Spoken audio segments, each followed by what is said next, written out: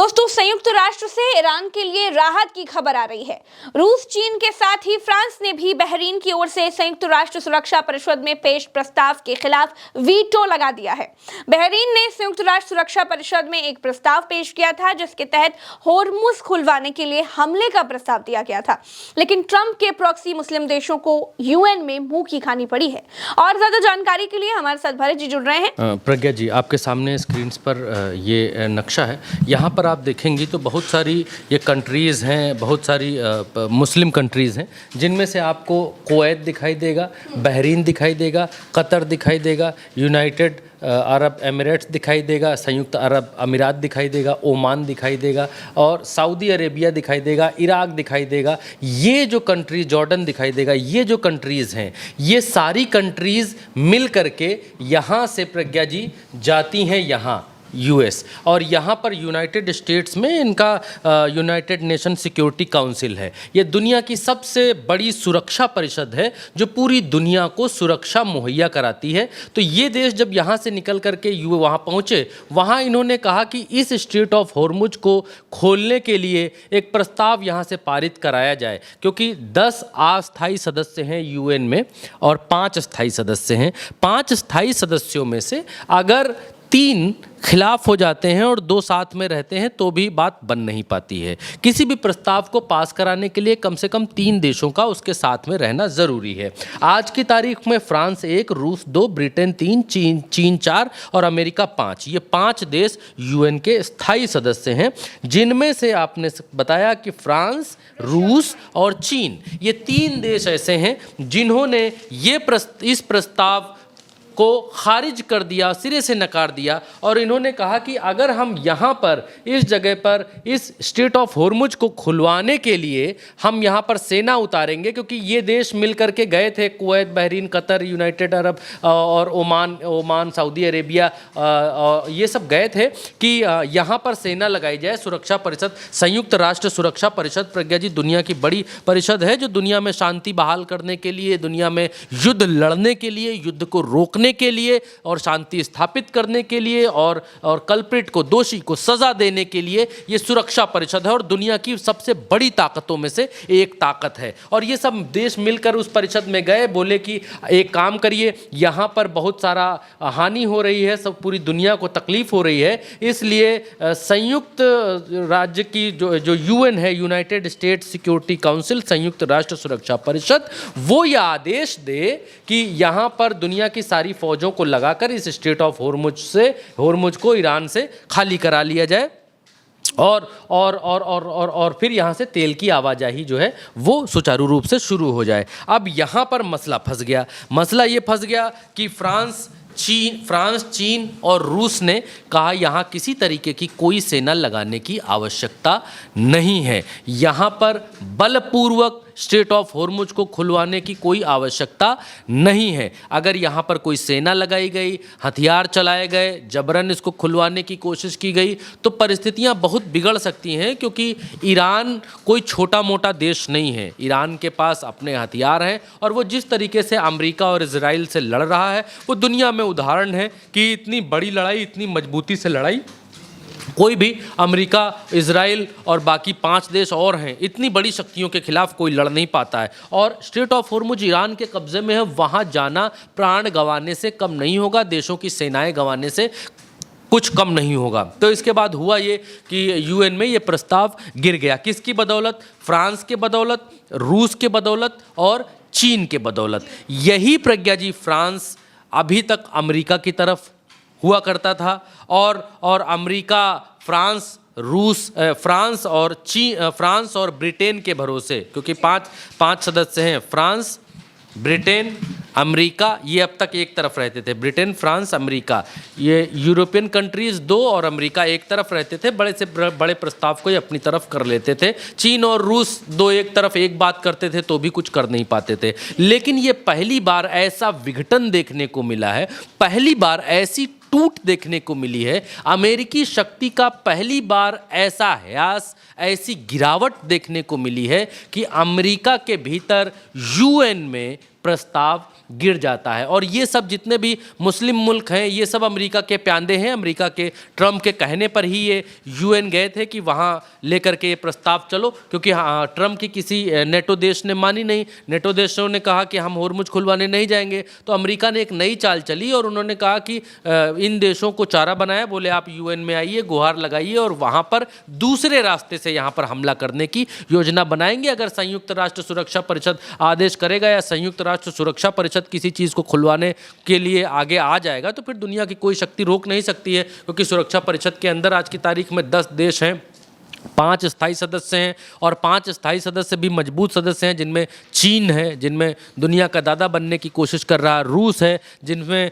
दुनिया का दादा बन चुका ब्रिटेन है, जिसमें फ्रांस है। तो ये 5 देश हैं इसमें, और ये बड़ी शक्ति, बड़ी चीज़ हो सकती थी, लेकिन मुंह की खानी पड़ी अमेरिका को भी, मुंह की खानी पड़ी इन मुस्लिम कंट्रीज़ को भी जो ये स्ट्रेट ऑफ होर्मुज खुलवाने के लिए यहाँ पर गए थे। एक चीज़ और प्रज्ञा जी जो मैंने आपके दर्शकों के लिए निकाल के रखी है वो भी आपको दिखलाना चाहिए। तमाम अखबार तो हैं ही हैं जो इस खबर से भरे हुए हैं, वो आप देख सकते हैं। यहाँ पर रशिया, चाइना और फ्रांस जो है इन लोगों ने मिलकर ब्लॉक कर दिया है यूएन सिक्योरिटी काउंसिल में उस रेजोल्यूशन को जो फोर्सली खुलवाना चाहता था, जो ईरान के खिलाफ था और फोर्स जो लगवाना चाहता था। यहाँ पर इसमें लिखा हुआ है। खैर हिंदी में भी खबर बहुत प्रमुखता से छपी। होर्मुज में सैन्य कार्रवाइयों की मांग को होर्मुज में सैन्य कार्रवाइयों की मांग को लेकर यूएन पहुंचे अरब देश, प्रस्ताव पर रूस, चीन और फ्रांस ने लगाया वीटो। ये हिंदी में छपा हुआ। इसके आगे प्रज्ञा जी थोड़ा डिटेल में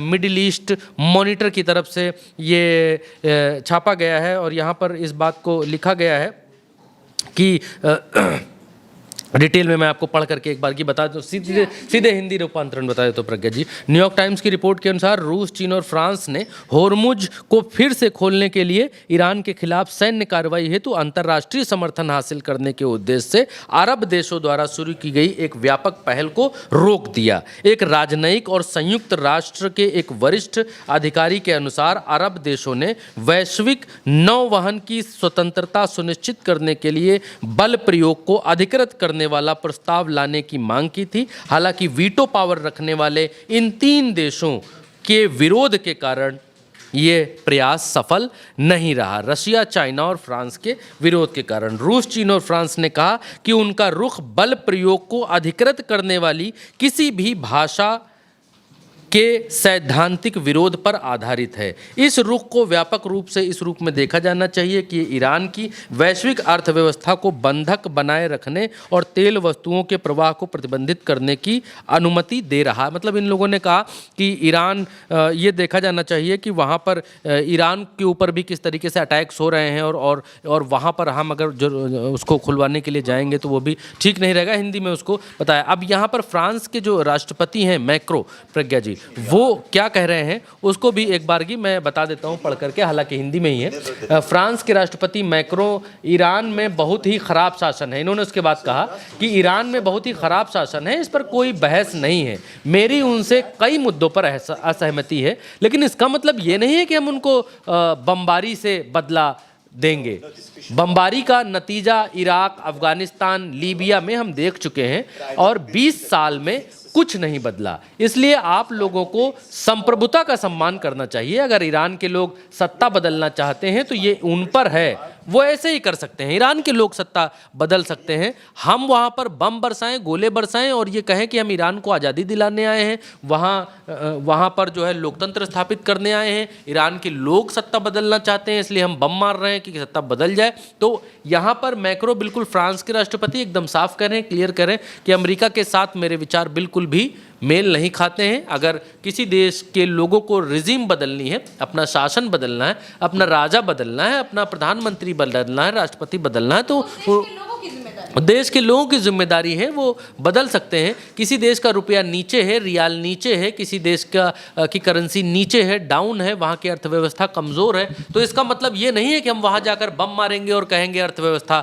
हम तुम ऊपर कराएंगे, हम ऐसा आदमी यहाँ बैठाएंगे इन लोगों को भगाकर जो अर्थव्यवस्था को ऊपर करे। ये उस देश की जिम्मेदारी है, उस देश के नागरिकों की जिम्मेदारी है, उस देश की सरकार की जिम्मेदारी है कि वो क्या चुन रहे हैं और किसको सत्ता में लेकर के आ रहे हैं। तो ये वहाँ की जिम्मेदारी है। आगे आगे एक चीज़ और है, ये हाँ, यहाँ चाइना ने ट्रंप को करारा जवाब दिया है। चाइना ने कहा है कि अमेरिका ने बेवजह ही वैश्विक संकट खड़ा कर दिया है, अमेरिका युद्ध का आदी है और इजराइल एक आतंकी देश है। बहुत कठोर भाषा में चाइना की ये जो एम्बेसडर है, यहाँ प्रवक्ता हैं, ये इस बात को कह रही हैं कि अमेरिका युद्ध का आदी है और इजराइल एक आतंकी देश है। शैतान नेतन्याहू के लिए ये सनकी ट्रंप बेगुनाहों का कत्ल कर रहा है।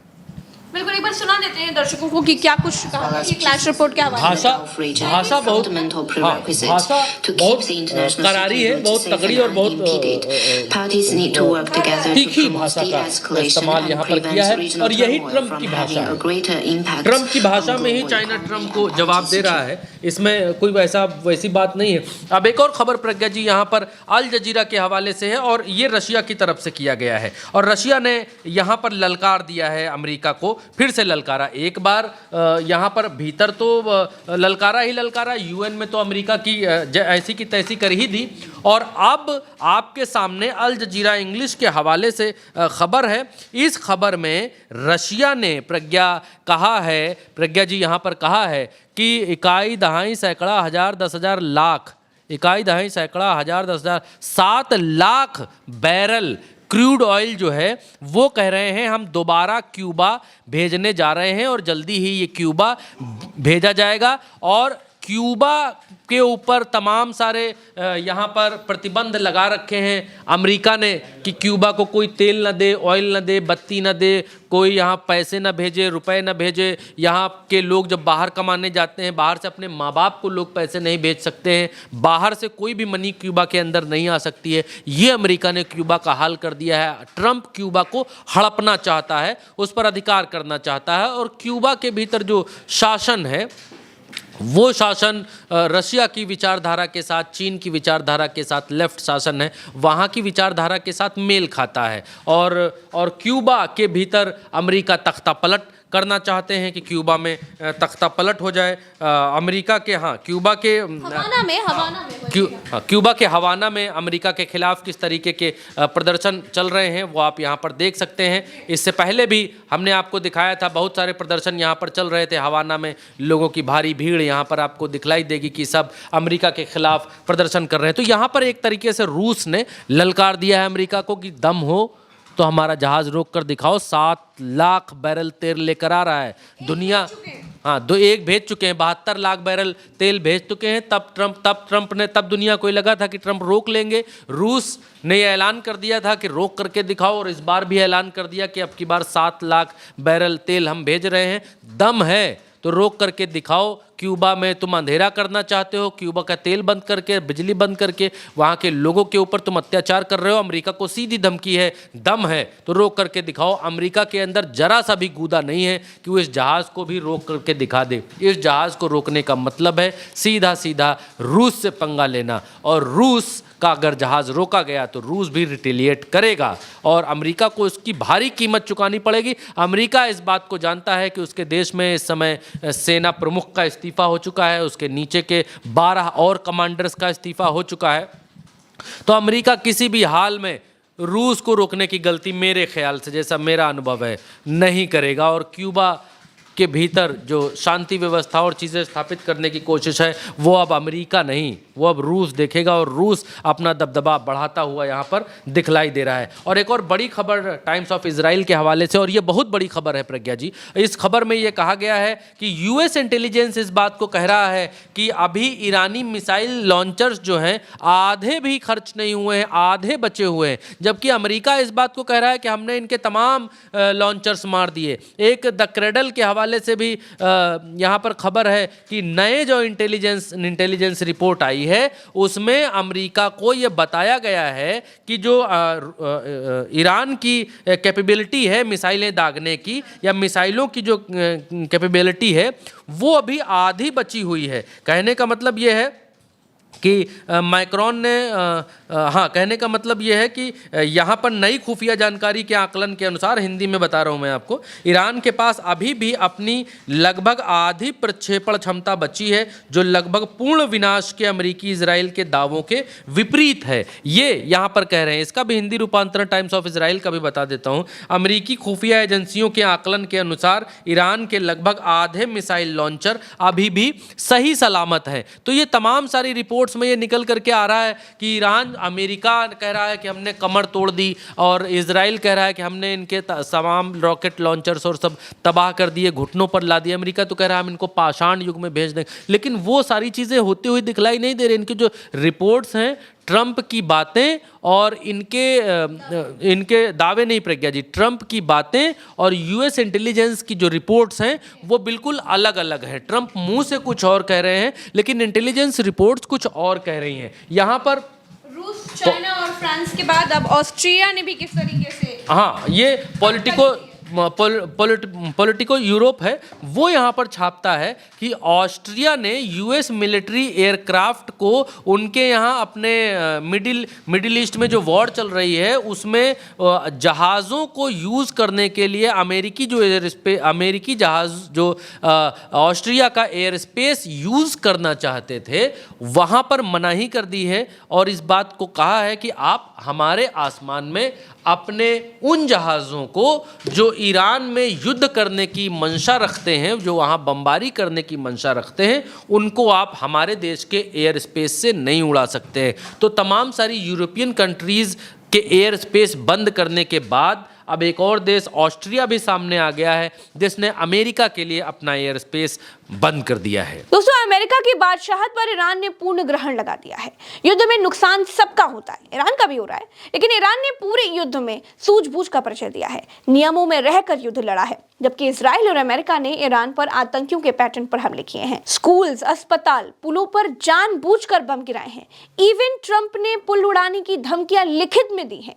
युद्ध के जिस रास्ते पर इजराइल और अमेरिका चल रहे हैं, उसी रास्ते से, उसी भाषा में ईरान भी जवाब दे रहा है।